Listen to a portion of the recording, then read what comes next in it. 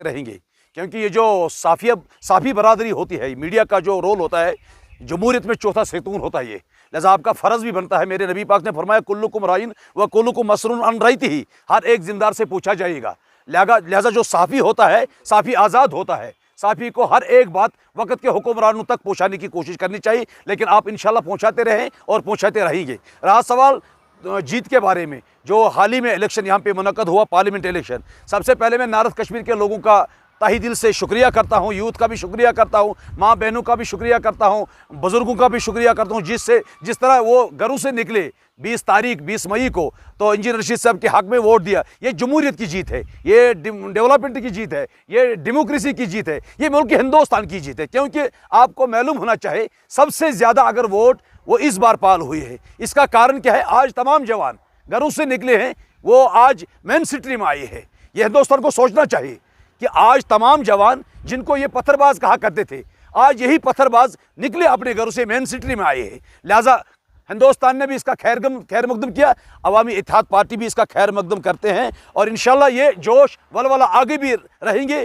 बाकी रहा मैं नॉर्थ कश्मीर के लोगों का, ये बीरवा से लेकर करना तक, उड़ी से लेकर गुरेज तक, जितने भी हमारे यहाँ वर्कर साहिबान हैं या हमारे वोटर साहिबान हैं, मैं सबका तहे दिल से शुक्रिया अदा करता हूँ। आज आपने दिखाया है जो पिछले 70 साल में यहाँ बाकी पॉलिटिशियन ने किया है हमारे साथ जुल्म ज़्यादती, उनका आज आपने मुंह तोड़ जवाब दिया अपने वोट से। इनकलाब पैदा होना चाहिए ताकि जो पिछले 70 साल से national conference, PDP, autonomy, self rule, फौजी इनकलाब, बाकी नहरों पे लोगों को गुमराह कर रहे थे, आज यही यूथ घरों से निकला है। मैंने तभी कहा, आज भी कहता हूँ, यूथ जो है इसका सबसे बड़ा रोल रहता है। अकाबी रूह जब बेदार होती है, नौजवानों में नज़र आती है इनको अपने मंजिल आसमानों में। अब ये सैलाब यहाँ रुकने वाला नहीं है, अब इंशाल्लाह ये जंग जारी रहेंगे।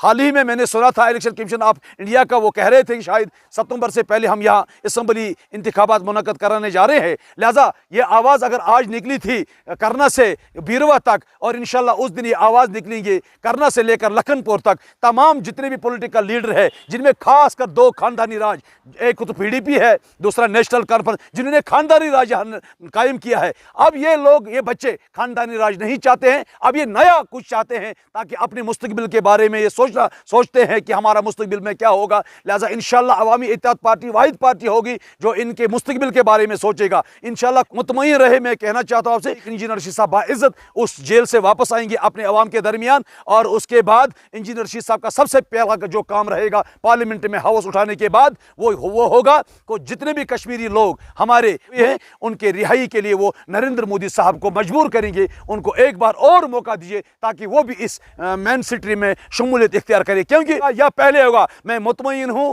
आने वाला जो चीफ मिनिस्टर होगा वो इंजीनियर रशीद साहब होगा, अवामी इत्तेहाद पार्टी का होगा। इंशाअल्लाह नया ही इनकलाब पैदा होगा या हमारी रियासत जम्मू कश्मीर में। बाकी जो रियासत जम्मू कश्मीर में, जिसमें हम किसी को अब से नापाकी करने की इजाज़त नहीं देंगे। क्यों? उमर साहब ने एक ट्वीट किया था कि इंजीनियर रशीद साहब के इलेक्शन जीत जाने के बाद यहाँ का जो यूथ है ये शायद इनको अलगाववाद, उन्होंने कहा, उसी दिशा में वो जेल ले जा रहे थे इनको। अरे शर्म करो, कहते हैं ना वो शर्म उनको आती है जो शर्माते हैं। तुम तो इतने बेशर्म है, शर्म भी तुमसे शर्माती है। एक तो आप ये कह रहे हैं, दूसरी बात आपने कहा इससे मजहब को, ये जो इस्लाम है ये बढ़ जाएगा। आप क्या है? आप मुझे बताओ ना, आप है क्या? मुस्लिम है या कुछ और है?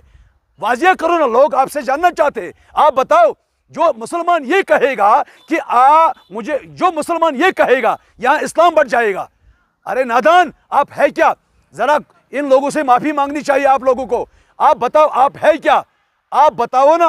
मैं उमर साहब से जानना चाहता हूं, उमर साहब आप बताएं, आप है क्या? अगर मुसलमान नहीं तो फिर बताओ लोगों को। वैसे भी हमको पता है आप क्या है, वो सबों को मालूम है। कहते हैं ना, वो सबों को मालूम है।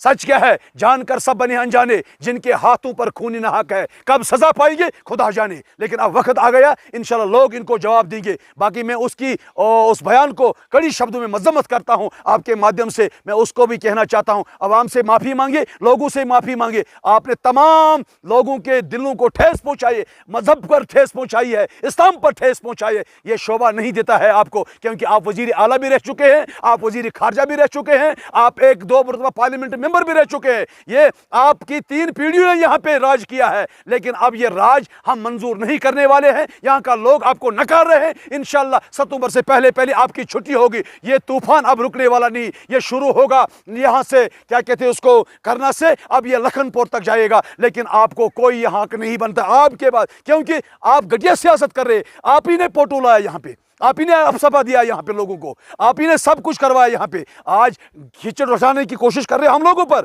हम लोग इंशाल्लाह अमन पसंद है, हम लोग चाहते हैं अमन हो, हम लोग चाहते हैं यहाँ डेवलपमेंट हो, हम लोग चाहते हैं यहाँ बच्चों के हाथ में कलम हो, हम लोग चाहते हैं यहाँ जो खराबी हुई है पिछले 70 सालों से, अब ये हमसे बर्दाश्त नहीं होंगे।